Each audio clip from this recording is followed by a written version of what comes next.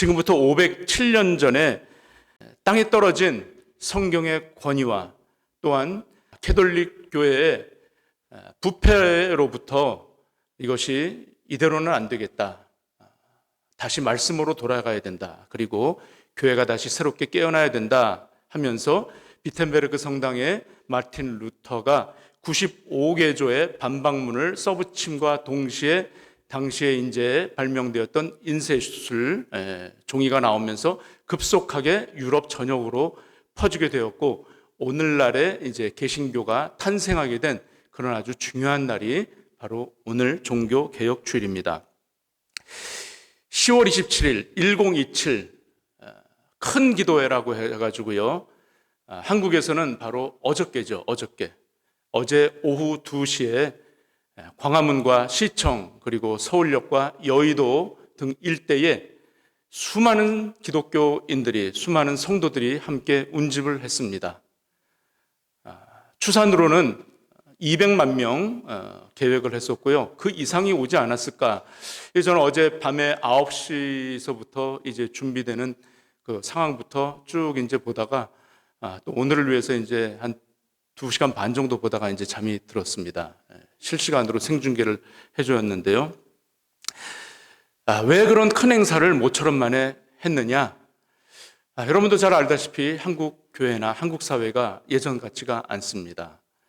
동성애가 난무하고 또 포괄적 차별금지법이라는 오히려 소수자만을 위한, 그래서 오히려 일반 사람들이 오히려 불이익을 당하는 그러한 이제 법을 이제 통과시키려고 하고 있어요. 한국을 보면 미국을 그대로 전철을 이제 밟아가요. 그런데 한국에서 교회들이 그나마 이대로는 안 되겠다 하고서 같이 마음과 뜻을 모아서 대한예수교 장로회 합동 측, 통합 측, 그리고 백석, 그리고 고신, 그리고 성결교단, 이런 중요 교단들, 목사님들과 교회들이 뜻을 하나로 모아서 그날 오후 2시에 다 모여서 함께 연합 예배를 드렸습니다. 보면서 내내 가슴이 뜨거워졌고 감격을 했고, 그래도 한국교회가 여전히 살아있음에 저는 심장이 뛰었습니다. 한 가지 아쉬운 것은 우리 미주에 있는 한인교회들은 뭐하고 있나라는 그런 참 안타까운 마음도 쓸어내렸습니다. 작금의 한국 사회가 돌아가는 것을 더 이상 방관할 수 없었고, 그리고 땅에 떨어진 교회의 권위와 그리고 성경의 권위를 다시 한번 회복시키고자 하는 그러한 것을 세상에 선포했다라는 점에서 굉장히 높이 평가할 만한 그런 연합 집회였습니다. 여러분들은 성경이 하나님의 말씀임을 믿으십니까? 네, 자신 있게 아멘하셨어요. 여러분들은 성경이 하나님의 감동으로 쓰여진 것을 믿으십니까? 성경만이 오직 유일한 구원의 길임을 믿으십니까? 여기에는 이론의 여지가 없습니다. 세상의 어떤 것도 우리에게 구원을 줄 만한 것을 세상에는 잊지를 못해요. 어떠한 종교의, 다른 종교의 경전이나 어떠한 가르침이나 어떠한 베스트셀러에도 이러한 가르침은 있지를 않습니다. 만일 아직도 성경이 하나님의 감동으로 계시된 말씀이라는 것을 믿지 못하는 분이 혹시라도 계시다면, 오늘 말씀을 통해서 성경이 하나님의 감동으로 계시된 말씀이라는 것을 확실히 붙잡고 가시기를 예수 그리스도의 이름으로 간절히 축원드립니다. 본문 디모데후서 3장 16절은 모든 성경은 하나님의 감동이다. 감동을 다른 성경에서는 하나님의 영감으로 표현했어요. 그리고 저희들이 사용하는 이 개역 성경은 감동인데 이것을 갖다가 God breathed it. 뭡니까? breath가요? 숨이에요. 숨결, 호흡을 얘기하는 겁니다. 이것을 헬라어 원어적으로 볼 때 하나님 테오스와 breath, 숨이라는 퓨뉴마, 이 두 개의 합성된 단어로 하나님의 말씀, 즉 성경은 하나님의 숨결을 불어 넣었다라는 거예요. 하나님의 호흡을 불어 넣었으니까 성경이 죽은 거예요? 살았다는 거예요? 살았다는 겁니다. 살았다는 거. 하나님의 호흡을 불어넣었어요. 하나님의 호흡을 불어넣었다는 것은 마치 숨을 불어넣듯이 생명이 들어간 거예요. 여러분들 잘 아시는 창세기의 창조기사에 보면 하나님께서 인간을 흙으로 빚으시고 그 코에 무엇을 불어넣으셨다고 나와 있습니까? 생기. 호흡을 불어넣으셨어요. 생기를 불어넣으니까 무엇이 되었더라? 생명. 산 사람이 되었다라는 거예요. 진짜 산 사람. 그냥 육신만 사는 것이 아니라 영원히 사는 사람이 되었다라는 것을 얘기하는 거예요. 마찬가지로 이 성경책에도 하나님의 호흡이 담겨져 있어요. 하나님의 호흡을 담가 놨기 때문에 이 책을 접하는 이들마다 바로 죽었던 영혼이 어떻게 됩니까? 살아나는 거예요. 살아나고 깨어지는 것이 바로 하나님 말씀의 능력이다라는 것입니다.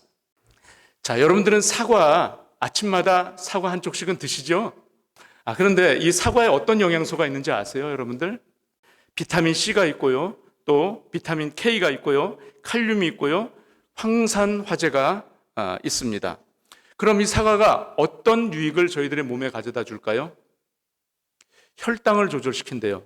그리고 콜레스테롤을 갖다가 조절한다고 합니다. 그리고 소화 기능을 갖다가 강화를 시켜서 소화에 도움을 준다고 합니다. 자, 저희들은 이 사과가 몸에 좋다는 것을 알아요. 그러니까 사과를 저희들이 꼭 챙겨 먹지 않습니까? 자, 그러면 이 성경에는 어떠한 영양소가 들어가 있을까요? 어떤 영양분이 들어가 있고 이 성경을 저희들이 섭취를 하면 몸에 어떠한 유익을 저희들이 받을 수가 있을까요? 자, 말씀을 한번 저희들 보겠습니다. 히브리서 4장 12절에 보면요, 하나님의 말씀은 살았고 운동력이 있어 좌우에 날선 어떤 검보다 예리하며 혼과 영과 및 골수를 찔러 쪼개기까지 하며 또 마음의 생각과 뜻을 감찰하신다라고 되어 있어요. 무엇이요? 하나님의 말씀이. 하나님의 말씀이 뭐래요? 살았대요. 살았대. 여러분들 하나님의 말씀을 들을 때에 그것이 내 속에 들어와서 운동력을 일으키고 어떤 검보다도 예리해서 내 혼을 갖다가 정화시키고 내 영을 맑게 하고 하는 것을 여러분들 체험을 하시죠? 다 하시지 않았습니까? 그러니까 성경을 하나님의 영감으로 된 것을 여러분들이 믿고 따르는 거 아닙니까? 그리고 또 어떤 말씀이 있습니까? 사람이 무엇으로만 사는 것이 아니고 떡으로만 사는 것이 아니고 하나님의 입으로부터 나오는 모든 말씀으로 산다고 되어 있어요. 자, 떡과 하나님의 말씀을 갖다가 비교하면서 지금 이 마태복음 4장 4절에서는 얘기하고 있습니다. 떡은 우리의 육신을 갖다가 배불리게 하고 음식을 먹으면 육신이 깨어나고 살아나고 활동을 할 수 있듯이 우리의 영은 무엇으로 살아날 수 있다고요? 하나님의 말씀으로 살아날 수 있고 말씀으로 우리가 기동을 할 수 있고 성장할 수 있다라는 것을 가르치고 있는 것이죠. 자, 그리고 또 어떤 말씀이 있습니까? 베드로전서 2장 2절에서는요, 갓난아이들 같이 순전하고 신령한 젖을 사모하라. 이는 그런 말미암아 너희로 구원에 이르도록 자라게 하려 함이라. 하나님의 말씀을 무엇에 비교했습니까? 어머니의 모유에다 비유를 했어요. 하나님의 말씀은 갓난 아기들이 어머니의 젖을 사모하듯이 신령하대요. 신령해. 그 신령한 젖은 바로 성경을 사모하라는 거예요. 바로 말씀에는, 복음에는 무슨 능력이 있습니까? 구원에 이르게 하는 능력이 있지 않습니까? 바로 복음은 살리는 역사를 일으켜요. 우리가 구원받을 수 있도록 하는 것은 성경 외에는 아무것도 없다라는 것입니다. 그리고 또 어떤 말씀이 있습니까? 구원의 투구와 성령의 검, 곧 하나님의 말씀을 가지라. 하나님의 말씀을 무엇에 비유하고 있습니까? 네, 어떤 검이요? 성령의 검. 성령의 검에 비유를 하고 있어요. 자, 바로 이 성령의 검이라는 것은요, 어떤 사단의 유혹으로부터 자신을 지키는 것, 그리고 죄로부터 자신을 지키는 그러한 방어용도 있어요. 그런데 오늘날 많은 오랫동안 또 믿은 크리스찬들 중에는 이 말씀이 검이라고 그래서 이 검을 사단으로부터 자신을 지켜내는 데만 쓰는 것이 아니라 다른 사람들한테 휘두르는 데 사용을 또 한단 말이에요. 자, 성령의 검은요, 말씀은 그래서 항상 누구에게 초점을 하게 되어 있습니까? 다른 사람이요? 나. 하나님의 말씀은 항상 나를 향해야 돼요. 항상 하나님의 말씀은 우리를 믿음으로 초청을 하는 거예요. 그 말씀이 오늘 이 말씀은 아무개 집사가 들어야 되는데, 아무개 성도가 들어야 되는데, 자기한테는 들을 생각을 안 하고 오늘 안 나온 집사나 성도들한테 들으라고 그렇게 생각해서는 안 된다는 것이 아니죠. 항상 말씀은 누구를 깎고 연단하는 거예요? 나 자신을 깎는 그러한 성령이 검이 되어진 줄로 믿습니다. 그리고 또 어떤 말씀이 있습니까? 주의 말씀은 내 발의 등이요 내 길의 빛이래요. 팔레스타인 지역을 예전에 여행객들이 밤에 여행을 할 때는요, 신발 위에다가 빛이 나는 금속 조각 같은 걸 갖다가 붙이고 다녔대요. 어떤 형광물질이나 그런 조각들을요. 그러면 신발 등 위에 것이 붙이면 그 사막에 만약에 별도 밝지 않고 달도 밝지 않은 그런 캄캄한 밤에 이 발이 한 발짝 한 발짝 옮길 때마다 그 바로 앞부분은 어떻게 될까요? 좀 환하게 되는 거예요. 그래서 실족지 않도록 하기 위해서 발등에다가 그런 빛이 나는 조각 같은 거를 붙였다라는 데서 저 말씀이 유래를 한 거예요. 자, 하나님의 말씀은 오늘날 세상과 같이 암흑과 같은 이처럼 길이 없는, 길은 너무너무나 많아. 그런데 사람들이 길이 너무나 많기 때문에 찾지를 못하는 거예요. 이런 세상 속에서 바로 성경 말씀은 무엇이 된다고요? 우리의 길이 되고 빛이 된다라는 것을 지금 말씀을 하고 있는 것입니다. 성경은요, 통일성이 있고요, 그리고 성취성이 있고요, 그리고 정확성이 있습니다. 성경은요, 40여 명의 서로 다른 사람들이, 세 개의 대륙에 속해 있는 40여 명의 서로 다른 사람들이 1600여 년 동안에 걸쳐서 써놓은 글들을 한데 모아놓은 것이에요. 그렇게 묶어놓은 것이 성경인데, 자, 여러분 생각을 해보십시오. 1600년이라는 긴 세월 동안, 자, 모세 때부터 이제 기록이 됐을 거 아닙니까? 모세오경부터 시작을 하잖아요. 그렇게 시작을 해서 예수님이 돌아가시고 난 사후 한 70여 년 전까지 기록이 되어 있어요. 그래서 그 기간을 1600년으로 잡고 있는 거예요. 40여 명의 저자가 있다고 그랬는데 40여 명의 저자 중에는 왕도 있고 선지자도 있고 어부도 있고 세리도 있고 여러 종류들이 있어요. 대표적인 것이 이제 선지자하고 이제 예수님의 12제자들이 되겠죠. 그리고 이제 바울이 되지 않겠습니까? 이렇게 각각의 직업도 다르고 살았던 장소도 다르고 시대도 다른데 그들이 쓴 것을 하나로 모아놨더니 서로 각각의 얘기를 하고 있는 것이 아니라 내용들을 다 봐도 누구를 얘기를 하고 있습니까? 한 곳을 초점하고 있잖아요. 누구를 초점하고 있습니까? 모두 다 같이 예수 그리스도를 초점을 하고 있어요. 그 66권의 성경이. 놀라운 일 아닙니까? 사람이 하려고 해도 이거는 할 수가 없는 거예요. 어떻게 그 시대가 다른데 그 사람들이 다 각각 쓴 것을 갖다가, 그렇기 때문에 성경은 누구의 감동으로 되었다고 밖에 말할 수가 없는 것입니까? 하나님의 감동으로 된 것이다 라고 말할 수밖에 없는 거예요. 하나님이 아니고서는 이 일을 하실 수가 없거든요. 그래서 성경 말씀이 사람의 생각이 아니고요, 하나님께서 저자들에게 생기를 풀어놓듯이 감동을 주어서 그들이 이제 기록을 하게 된 것이잖아요. 세상에서는요, 구원의 해답을 주는 책은 아무것도 없잖아요. 구원에 대한 해답을 주는 어떤 종교의 경전도 아무것도 없어요. 오직 유일한 것은 성경밖에 없어요. 자, 왜 동성애들이 판을 친다고? 왜 유독 기독교인들만 그 유난을 떨어요? 그 큰 집회를 200만 명이나 되는 사람들이 모였는데요, 지상파에서는 한 군데도 그것을 갖다가 보도하는 데가 없어요. 지금 세상이 그렇게 됐어요. 방송국들이 다 왜 그렇게 됐는지 모르겠어요. 아니, 뭐 한두 사람만 모이고 뭐 한 10사람만 모이고 무슨 집회를 하고 그래도 다 보도가 되는데 왜 기독교인들만 그렇게 모여도 그것을 갖다가 모른 척하고 안 내놓느냐 말이에요. 뭐 짧게 했다면 이런 식이 되겠죠.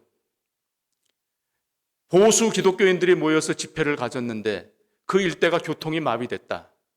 뭐 이 정도 나오지 않을까 싶어요. 그럼 왜 캐톨릭은 가만히 있고 왜 불교는 가만히 있느냐 말이에요. 왜 그럴까요? 자, 요 것에 대한 대답은 이제 말씀을 한번 쭉 보시면서 또 나누도록 하겠습니다. 두 번째, 교훈과 책망과 바르게 함과 의로 교육하기에 뭐하다고요? 유익하다. 성경은 하나님의 감동으로 되었다라는 거 여러분들이 확실히 아셨어요. 그런데 이 성경이 교훈과 책망과 바르게 함과 의로 교육하기에 유익하대요. 자, 요 문장만 놓고 보면 성경은 마치 무엇과 같습니까? 어떤 윤리나 도덕 교과서 같은 그런 얘기를 하고 있어요. 왜요? 교훈 얘기하죠, 책망 얘기하죠, 바르게 하죠, 의로 교육한다라고 나와 있잖아요. 교훈은 무슨 말씀입니까? 교훈은 바로 이것을 그냥 직접적으로 얘기하면 교리라고 얘기할 수 있어요. 교리, 성경적 교리. 그런데 이것은 원뜻은 옳고 그름을 분별할 줄 아는 눈을 갖게 한다는 것이 바로 교훈이에요. 어떤 교훈이요? 옳고 그름을 분별할 줄 아는 것. 옳고 그름을 분별할 줄 아는 것은 오직 성경만이, 다른 어떤 베스트셀러 작가들이 쓴 소설도 우리들에게 감동은 줄 수 있어요. 그러나 그 감동과 여기서 하나님의 호흡으로, 하나님의 브리스로, 퓨뉴마로 했다라는 것은 다른 어떤 소설책이나 베스트셀러 작가들은 할 수가 없는 거예요. 그런 감동하고는 틀린 거죠. 성경이 말하는 감동은. 여기에는 바로 교훈이 있다라는 거예요. 우리들의 어두운 눈을 뜨게 하고 우리들이 갈 길을 모르는 그 길을 찾게 할 수 있는 것이 바로 성경 말씀이다라는 거예요. 그렇기 때문에 불교나 다른 종교에서는 이런 얘기를 못 하는 거예요. 왜요? 눈을 못 띄우게 하는 거예요. 눈을 못 띄우게. 거기에도 물론 좋은 말씀들이 있고 좋은 경전들 써 있잖아요.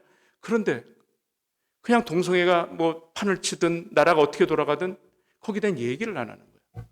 자, 여러분들 동성애가 좋은 겁니까? 나쁜 겁니까? 왜 자신 있게 말씀 못 하십니까? 동성애가 나쁜 거예요? 좋은 거예요? 나쁜 거죠. 왜? 성경에서 그것이 뭐라고 단정을 하고 있으니까요. 뭐라고요? 죄라고. 자, 그러면 낙태는 그러면 죄일까요? 아닐까요?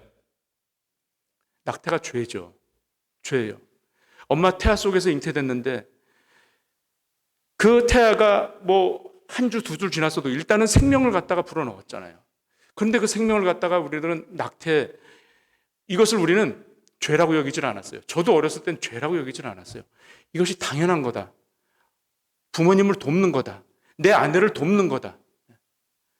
아니, 입이 하나 또 늘어나면 안 되니까. 이걸 뭐라 그래요? 절제를 하고 제한을 했잖아요, 예전에. 그래서 이걸 갖다가 정부에서 장려를 했어요. 산하 제한을 둬가지고. 그래서 둘만 낳아 잘 기르자. 그 다음엔 어떻게 돼요? 하나만 낳아 잘 기르자. 우스갯소리로 뭐 두 짓거나 하나만 낳자. 자, 정부에서 그렇게 장려를, 그때는 그런 걸 몰랐어요, 사람들이. 그러니까 그게 죄라는 것을 모르고 우리는 그냥 무감각해져 있었던 거잖아요. 성경에서는요, 죄는 분명히 죄라고 얘기를 합니다. 우리 하나님께서는 참 사랑이 많으시고 누구든지 예수께로 돌아오기를 원하셔요. 언제든지, 누구든지, 어떤 흉악한 죄를 졌더라도 누구든지 예수께로 오면 주님은 용납하시고 받아주세요. 그런데요, 무엇에만큼은 주님께서 단호하십니까? 죄에서만큼은 타협이 없으신 분이에요. 죄만큼은 주님께서 용납을 안 하세요. 이것이 하나님이에요. 그렇기 때문에 죄 없으신 주님이 오셔서 이 죄 많은 우리 인간들을 위해서 죽으실 수밖에 없잖아요. 그걸 하실 수 있는 분은 바로 하나님 한 분이시거든요.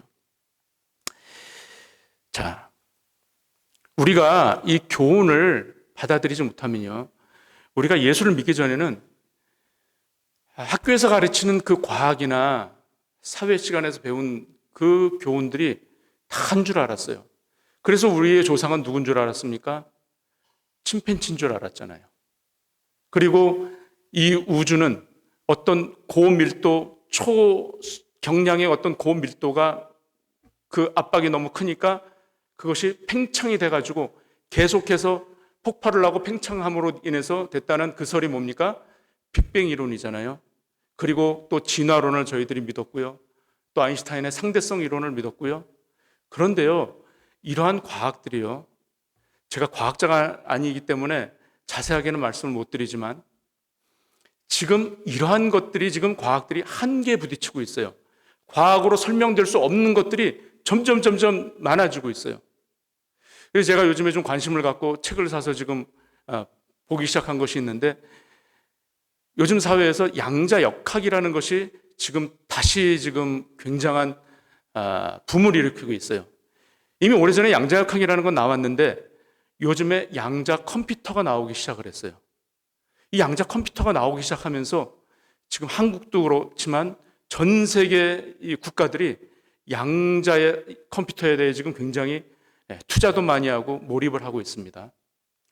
그래서 제가 그걸 가만 보니까, 야, 이거가 지금 그 양자역학에 대해서 누구든지 이거를 제대로 이해하고 이거를 다 아는 사람은 없다고 그래요. 계속해서 밝혀내야 될 것이고 그것을 온전하게 설명할 수 있는 사람이 없는 그러한 원리래요. 그런데요, 제가 그걸 좀 잠깐이라도 보니까, 야, 이것을 연구하는 과학자들 중에는 신의 존재를 부정했던 사람들은 신의 존재를 인정할 수 있는 날이 오겠구나. 제가 그걸 느끼고 있어요. 이 성경에서 얘기하는 어떤 기적 같은 일들, 예수님께서 행하셨던 것 초자연적인 것 같은 것들도 어쩌면 이 양자역학으로는 설명될 수 있는 부분들이 있을 것 같다는 생각이 들어요. 이 성경에서 나오는 것을 과학으로는 증명 안 되잖아요, 사실. 양자역학이 아무리 발전해도 하나님을 대적할수록 하나님만큼 그 지혜만큼 갈 수 없다는 것은 분명해요. 하지만 저는 과학이 발전할수록 신의 존재를 더 인정을 하게끔 되어 있겠구나라는 그런 생각을 이제 하게 되었습니다. 자, 책망 한번 볼까요? 책망은 무엇입니까? 본문 띄워주세요, 본문. 자, 책망은요, 여러분들 중에 책망받기를 즐겨 하시는 분이 계십니까? 내가 뭘 이렇게 했는데 옆에서 자꾸 나한테 그렇게 하면 안 돼. 틀렸어. 좀 제대로 좀 해봐. 그러면 네, 알았습니다. 책망해 주셔서 감사합니다. 제가 잘하겠습니다. 이렇게 얘기하시는 분들 계실까요? 겉으로는 아유, 좀 알려주셔서 감사합니다 하겠지만 속으로는 어떻습니까? 너나 잘하세요 이럴 거 아닙니까? 쟤는 하면 나보다 못할 텐데 뭐 이렇게 얘기를 속으로는 할 거 아닙니까? 왜 그렇습니까? 저 역시 마찬가지로 여러분들도 그러시고 산전수전 공중전까지 다 겪으셨잖아요. 그리고 배울 만큼 배웠고 살 만큼 살았잖아요. 요즘은 또 이 온라인 커뮤니티가 발달을 해가지고요, 온라인 상에서 하는 그 어떤 뭐 댓글도 달고 그 활동을 하면서 요즘은 산전수전 공중전뿐만이 아니라 온라인전까지, SNS 전까지 한다고 그러더라고요. 이런 것까지 너무 이렇게 많이 하는 세상에서 뭐라고 다른 사람이 나를 갖다가 핀잔 주고 책망을 하면 그거를 곱게 받을 사람이 아무도 없어요. 이 책망을 무던히도 싫어해요, 사람들은. 아주 싫어요. 세상에서는 누구도 책망을 하지 못해요. 미국이나 한국도 마찬가지고 중고등학교 학생들에게 학교 선생님이 책망을 합니까? 못해요. 학생들이 책상 위에 올라가지고 들고 뛰고 뭐 소리 지르고 수업을 방해해도 책망을 못해. 책망을 하고 뭐 회초리를 들라치면 애들이 벌써 카메라 꺼내가지고 동영상 딱 켜고 있어요. 미국은 뭡니까? 분하면 총을 갖고 오잖아요. 그런 세상이 됐어요. 그러니까 옳고 그름을 이거를 분별시켜 주지도 못하고 책망도 못해. 그런데 성경은요, 책망을 하잖아요. 책망을 하는데 보통 책망이 아니에요. 이건 누구도 할 수 없는 책망을 성경을 하고 있어요. 어떤 책망을 합니까, 성경이? 어떤 책망을 하고 있어요? 너는 죄인이다. 너는 죄인이다. 당신은 죄인입니다. 라는 책망을 하잖아요. 저와 여러분들은 죄인이라고 성경에서는 이 책망하면서부터 시작이 되고 있잖아요. 창세기부터 나오는 것이. 오늘날 기독교는요, 너무나 사람들 비유를 잘 맞춰. 죄인이라고 얘기하는 것을 두려워해요. 우리가 두려워할 것은요, 사람을 두려워할 게 아니고 누구를 두려워해야 됩니까? 하나님을 두려워하고 죄를 두려워해야 돼요. 죄를 무서워해야 돼요. 근데 두려워할 것은 두려워하지 않고 사람을 두려워하니까 사람 비유나 맞추고 사람 입맛에 맞는 얘기나 하고 있잖아요. 교회들이.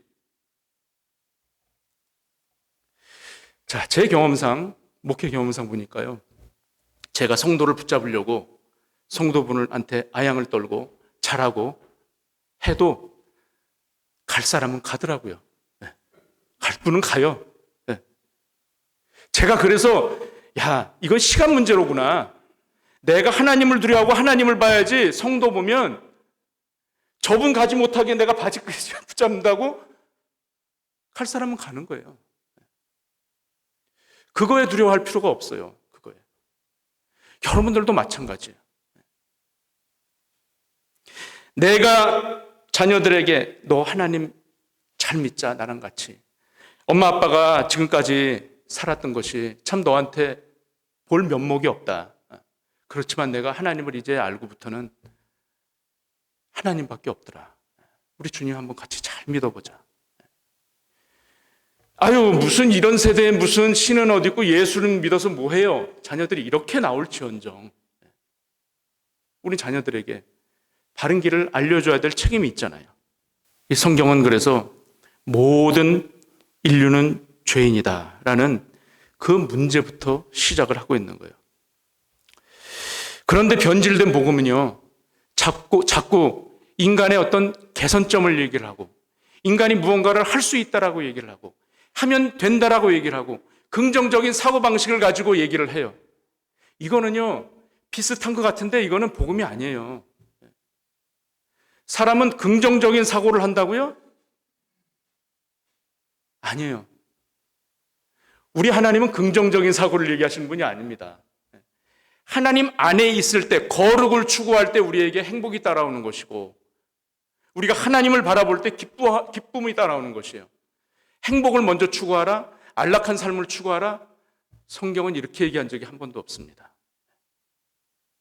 네가 나를 잘 믿어도 고난도 올 수 있고 시련도 올 수 있고 하지만 너는 인내를 배워라. 인내가 주는 열매는 무엇보다도 달다. 영광의 주님을 바라봐라.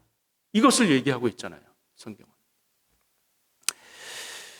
그래서 살 길은 예수 그리스도밖에 없습니다. 오직 예수 그리스도밖에 우리가 살 길은 없어요. 이 이탈된 것에서 바로 주님을 바라봐야 되는데 이 주님을 바라보지 못하고 이탈된 것. 사람이 활을 쏘아요. 활을 쏘는데 화살을 쐈는데 이 화살이 놨는데 화살이 관역을 향해서 가지 않고 관역을 빗맞았어요. 다른 곳으로 갔어요. 그것을 성경에서는 하마르티아라고 얘기를 해요. 그게 뭐예요? 죄라는 거예요. 하나님의 길을 가던 것을 벗어난 것이 죄라는 거예요. 그런데 이탈된 것에서 돌아와라. 이것이 바로 뭡니까? 바로 바르게 함이에요. 바르게 함. 성경에서 얘기하는 바르게 함은 세상 도덕 공부에서 윤리책에서 얘기하는 그 바르게 함이 아니라 하나님으로 돌아오라는 것. 그것이 바로 바르게 함이에요.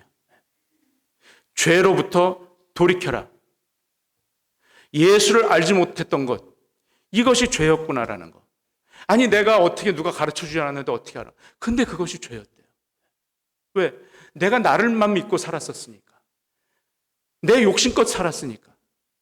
하나님하고는 전혀 상관없이 살았던 것을 성경은 죄라고 가르치고 있는 것이에요. 자, 우리의 죄된 습관은요, 탄성이 있어가지고요, 원래 상태대로 자꾸 되돌아가려고 그러는 이 상태가 보여요. 그래서 내가 예전에 술고래였고 도박쟁이였고 남봉꾼이었고 폭력을 행했고 뭐 이런 간증들을 많이 하잖아요. 근데 내가 예수 믿고 걔가 천선했습니다. 내가 예수 믿고 이제는 바로 삽니다. 이런 간증들이 많아요. 그런데 이렇게 하고 난 다음부터는 하나님 나에게 복을 주셔서 내가 잘 살게 되었습니다. 우리 자녀들이 좋은 학교 갔습니다. 내가 집을 샀습니다. 많은 부를 주셨습니다. 이러고서는 끝나. 자, 이건 뭡니까? 결국은 이거는 하나님이 나에게 복을 주셨는데 결국은 자기 자랑이 돼버리는 거예요. 그래서 저는요, 이 간증 집회를 하면 딱 이거 시험에 들기 좋다. 저희 간증 집회를 별로 좋아하지 않아요. 그래서 아니, 그래서 어떻게 됐는데, 잘 살아서 어떻게 됐는데, 그래서 행복하다고? 자, 사람의 행복 추구하는 거는요, 이거는 끝이 없잖아요. 끝을 몰라. 왜? 행복이라는 것은 뭡니까? 상대적이에요. 상대적. 항상 상대와 비교, 우위를 하잖아요. 그러니까 성경은 그래서 행복을 추구하는 것이 아니고 기쁨을 추구하라는 게 바로 하나님 안에 있을 때 우리가 어떻다고요? 기뻐할 수 있다는 거. 이걸 성경은 가르치는 것입니다. 자, 그 다음에 의로 교육. 의로 교육하기에 유익하다라고 있는데요. 자, 이 자꾸 죄된 본성으로 돌아가려고 하는 것을 갖다가 억제시키고 다시 하나님 쪽으로 포커스하게끔 하는 것이 바로 의로 교육하는 거예요. 이것이 한마디로 뭡니까? 양육이에요. 말씀 훈련이고 이것은 성경 공부하고는 틀립니다. 성경 공부는요, 머리 지식으로는 얼마든지 우리가 넣을 수 있어요. 성경 지식으로 얘기하면 이 자리에요, 신학교 박사가 와서 있어야 돼요. 신학교 교수가 와서 있어야 돼요. 그래서 성경은요, 지식이 아니라는 겁니다. 지식이. 바로 성경에 하나님의 호흡을 불어넣은 것처럼 우리들의 가슴에도 하나님의 이 성경으로 통해서 심령 속에 하나님이 임하셔야 되는 거예요. 그래야 우리가 깨달을 수 있는 겁니다. 이것이 바로 양육인데요. 저희들 T 양육 공부를 지금 목요일과 금요일 온라인과 오프라인으로 지금 하고 있지 않습니까? 이 과정이 너무너무나 귀해요. 이 책이 교재가 참 탁월하지만요, 그냥 이가 책만 보게 되면 지식으로 쌓는 것밖에 안 돼요. 여기에 뭐가 있냐면 토의 질문지라는 것이 있어서 이것을 지금 나눌 때 얼마나 거기서 성령께서 역사하시고 우리들의 삶에 지금 적용이 되는지 몰라요. 그래서 저는 여러분들에게 꼭 권해드립니다. 신앙생활을 오랫동안 잘하고 싶고 정말 내가 하나님 말씀을 좀 붙잡고 싶기를 원하시면 성경 공부에 참여하셔야 돼요. 이거는 그냥 성경 공부가 아니고 양육이에요. 양육. 이 양육이 없어서 오늘날 교회들이 사람은 어떤 방법을 동원해서든지 끌어모을 수는 있어요. 인맥을 동원한다든지 어떤 프로그램을 갖다가 돌린다든지 해서 사람은 불러다가 앉힐 수는 있지만 양육이 안 되면 또 다른 교회를 가서 또 찾아보고 또 교회 쇼핑 다녀야 되고 그런 일들이 발생을 하는 거예요. 자, 여러분들이 여자분들은 잘 아실 거 아니에요. 자녀를 생산한 다음에 내가 10달 동안 수고했으니까 이제 네가 알아서 커라 이렇게 내버려 둡니까? 그렇게 키우신 분이 있습니까? 아무도 없잖아요. 그때부터도 계속 얼마나 손이 많이 갑니까? 애 하나 키우는데. 저희 아내는 지금도 저한테 손 많이 간다고 그러는데 사람 만드는 게 손이 정말 많이 가잖아요. 교회에 와서 신자로 교우로 정착을 했지만 양육이 없으면 언젠간 떠날지 몰라. 이것도 시간 문제라는 거예요. 이 양육 과정이 정말 중요하다는 거. 자, 그래서 우리가 주일 예배 한 번 드리는 것만으로 우리가 만족을 해서는 안 됩니다. 우리 가운데 매일같이 말씀을 묵상하고 그 말씀 가운데서 하나님을 계속해서 찾고 찾아야 돼요. 저와 여러분에게 마지막 책이 있다면 그것은 성경이어야 할 것입니다. 바로 최고의 권위, 그리고 최고의 위엄, 최고의 가치인 성경의 그 권위에 여러분들이 복종하시기 바랍니다. 교회 목사의 말에 복종하는 게 아니에요. 성경의 말에 여러분들이 이 권위에 우리가 복종을 해야 돼요. 성경이 바로 하나님의 감동으로 된 것이고 하나님의 말씀이고 하나님 자체라는 것. 왜요? 살아 계시기 때문에.